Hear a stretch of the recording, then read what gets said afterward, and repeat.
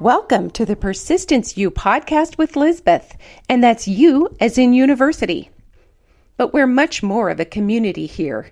I'm your host, Lizbeth Meredith, author, speaker, and online teacher. Each week, I'll be delivering stories from amazing survivors and strivers, all threaded together with a dose of persistence. So glad you're listening.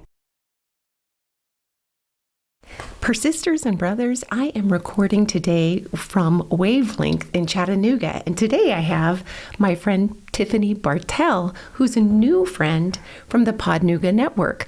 So Tiffany, welcome. Thank you so much for having me. I'm so excited. This is actually my first time ever being recorded on a podcast. See, that's exciting. I met Tiffany because she has a fabulous new podcast called How Would You Rate Your Pain? Yes. And I was so excited to hear about that. What a terrific title. And Tiffany happens to be a therapist with a fascinating story. So Tiffany, welcome and thanks so much. Absolutely. So glad to be here with you. It's so fun.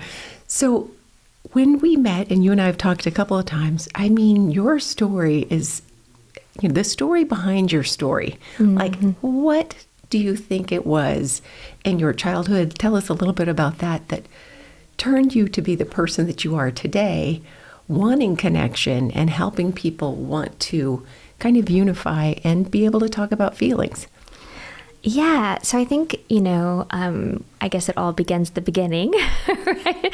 And so, as I've told you before, my parents met as young adults in Colorado. My father actually had received a cancer diagnosis and he had 3 months to live. And he met my mom. And so my mother's family is from Hawaii, and they've been, that side of the family, the Korean side of the family, has been in Hawaii for over 120 years. And so I think it was one of her first times being on the mainland and living over here. So, of course, Colorado in the winter was a bit of a shock. But they met and ended up getting together. And I think both of them kind of, just assumed with my father's diagnosis that it was going to be a short-term relationship.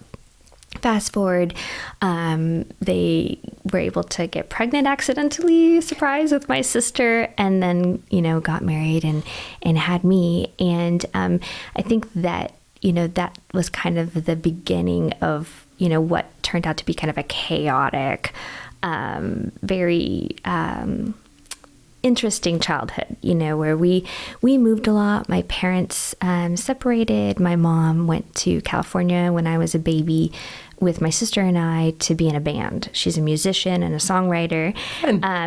Music kind of trickles down that side of the family. My grandmother on that side is actually a professional opera singer. Wow. Yeah, she's quite famous in the islands. And so we were with my mom and then, recording and putting out albums and being in a band, and having a baby and a toddler, wasn't really working. And so she brought us back to Florida, where we lived with my dad and my mom's grandmother, my maternal grandmother. And that's where I spent, the first probably handful of years before my dad got remarried. Then we moved to New England to be near my stepmom's family. And so just kind of a lot of change of hands. My sister and I have talked about it before. The only people we really had for our whole life are just the two of us. And so I think that I kind of grew up with this sense of wanting to have like some settling or some control, or, just feel kind of at peace and grounded. And we just never really had that. Even when we were living in, Florida or then New Hampshire, we were changing where we were living and who we were living with a lot. And so I think that, that kind of was my beginning, was just this, I always think about it. We were really loved, but we were always kind of changing hands.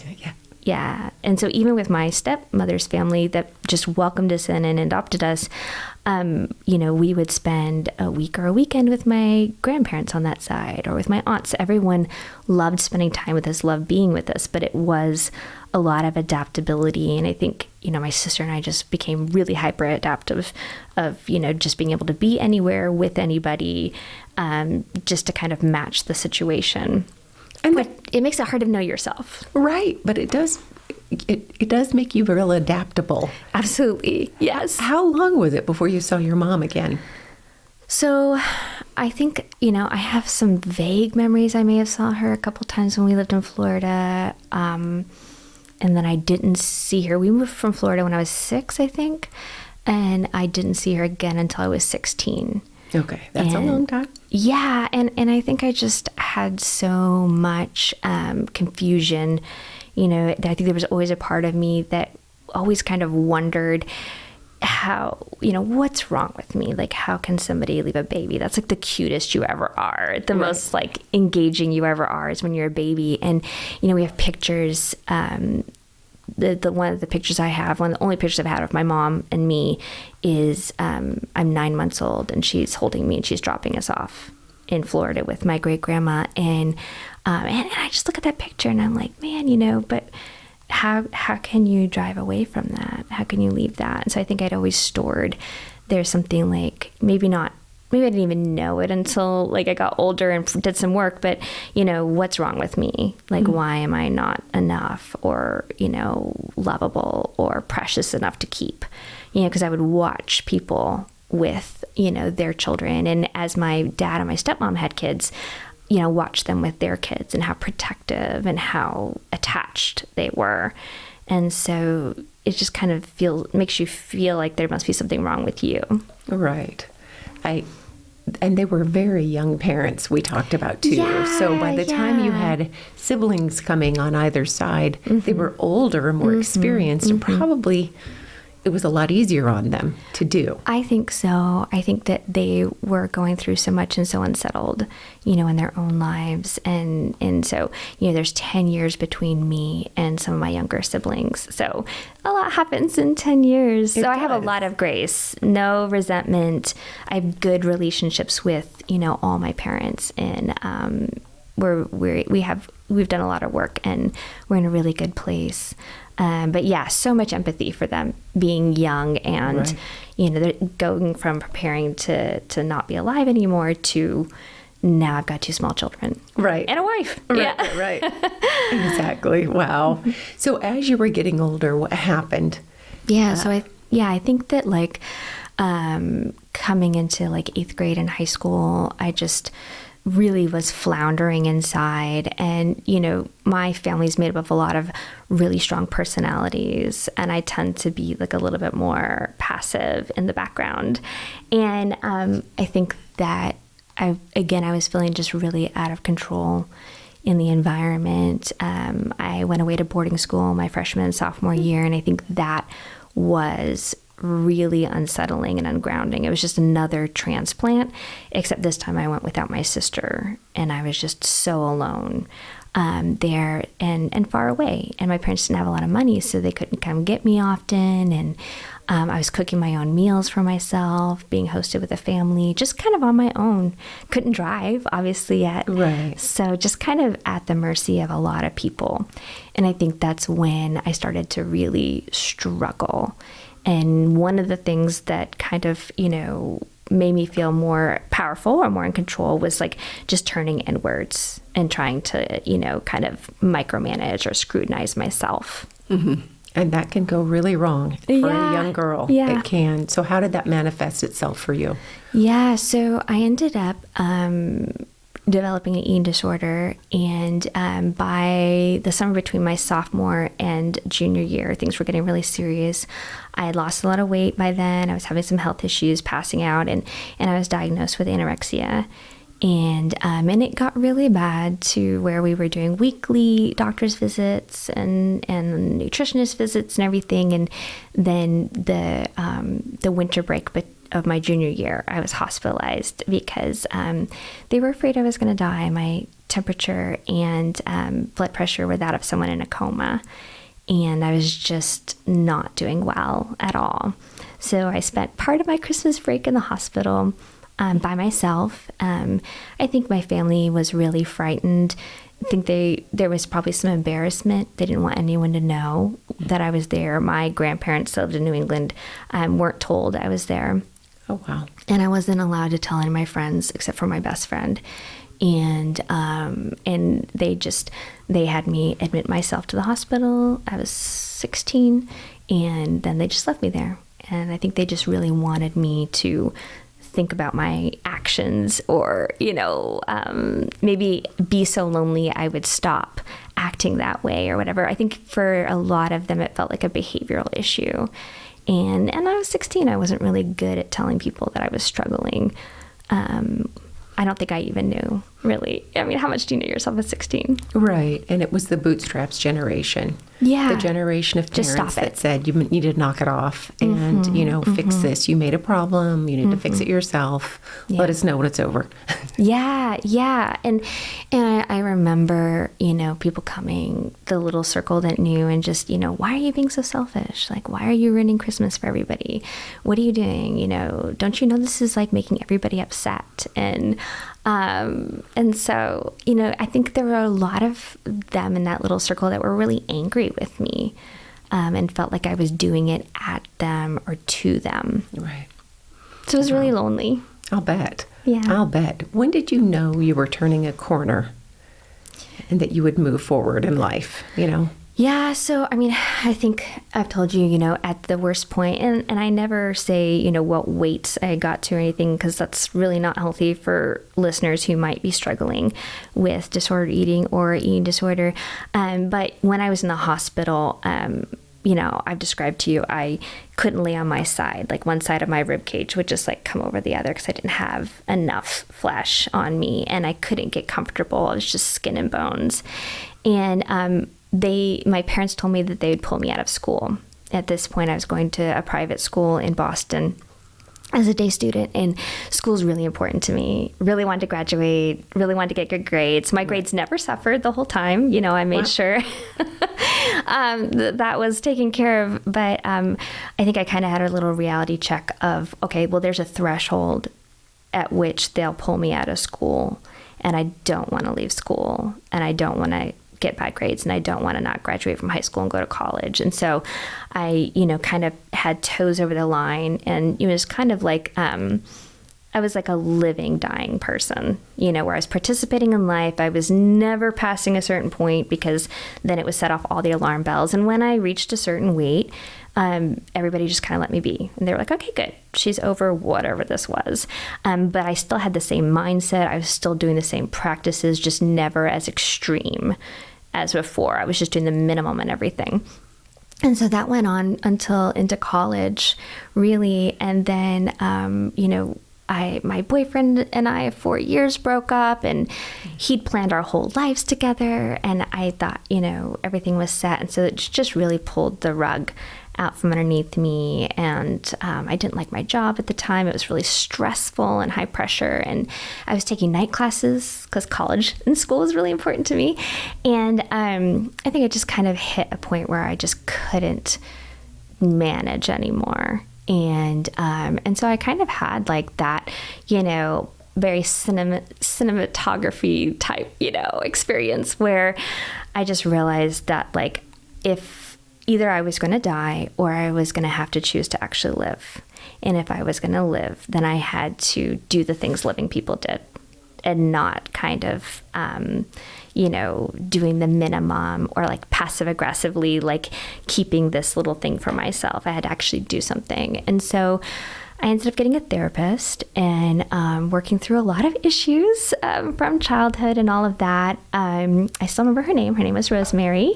And it was actually here in Chattanooga. I lived here, early college. I lived here for about a couple years, and paid for it myself out of my tiny little, minimum wage job.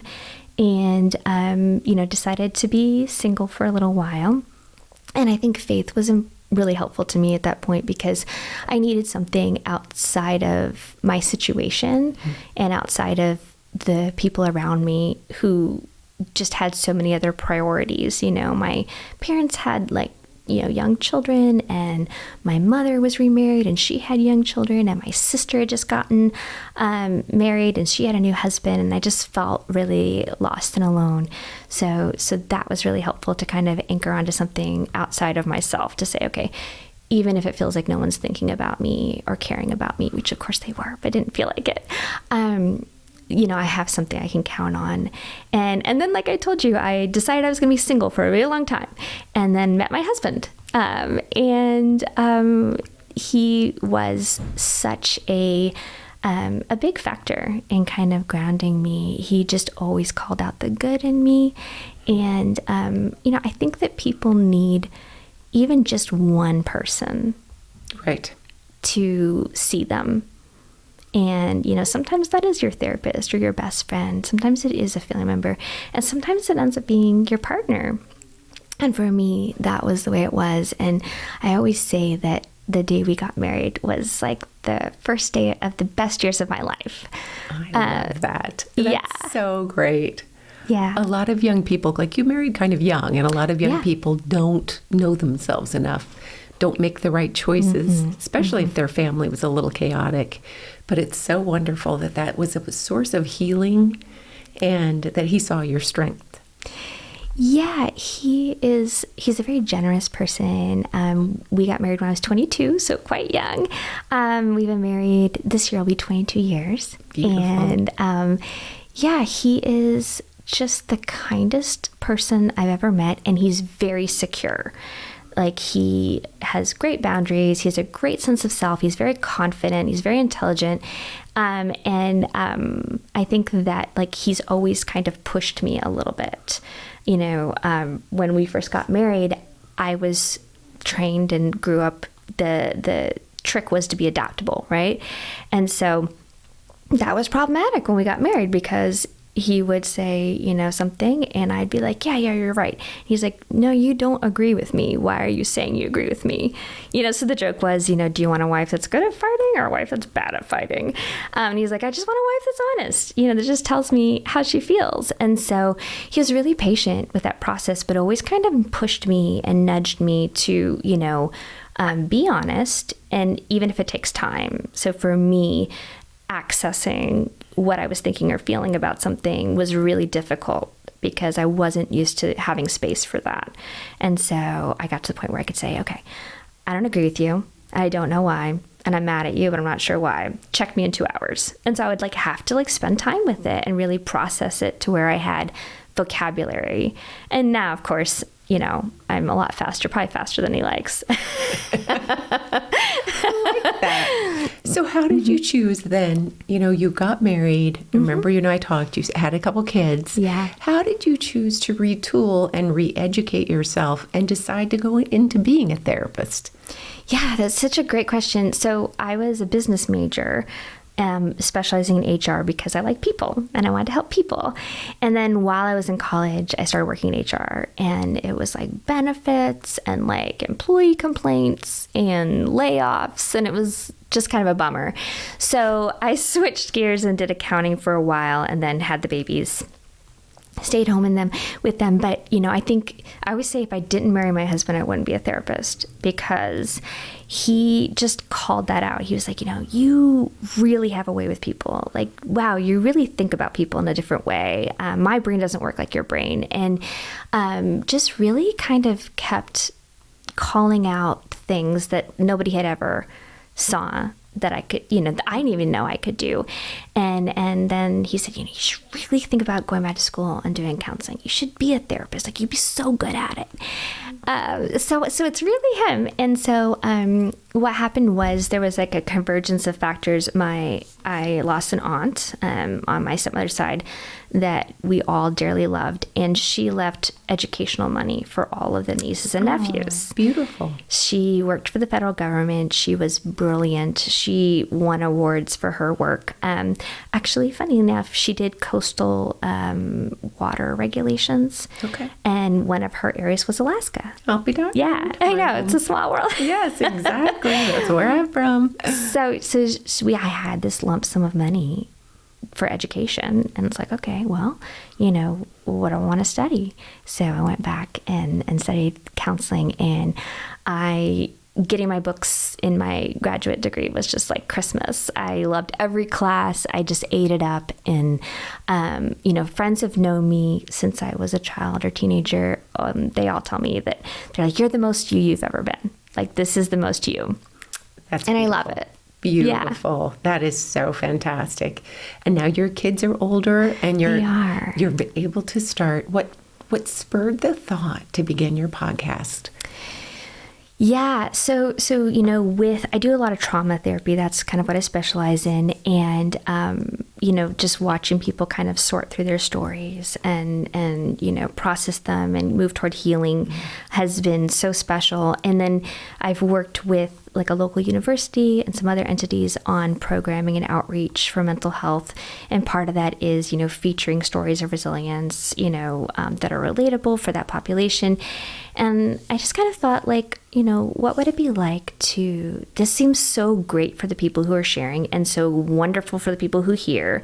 What would it be like to do that for people who don't have access, to these areas or may not want to go to counseling? What could we create for them? That's so fun. Yeah. Has it been enjoyable? So fun. I get to meet great people like you. Yay. And we're only 7 episodes in, but it's really enjoyable. And I love hearing stories and I love hearing people tell their stories. And the feedback has been wonderful. People have really enjoyed it so far. And the title is so great. How would you rate your pain? Yes, that's it. So every time, do people rate their pain? They don't. And I wish I could figure out like a really healthy way to do that, because I've been thinking about that question but it's so subjective. Right. And so I don't know how I would do that. Plus, it could be awkward if you started that conversation, someone just burst into tears. Tears are very welcome on the podcast. But I think so far, I'm the only person who's cried on the podcast. But it's because I was so moved and touched. But if I can figure out a way to do it. I love it. In a healthy way.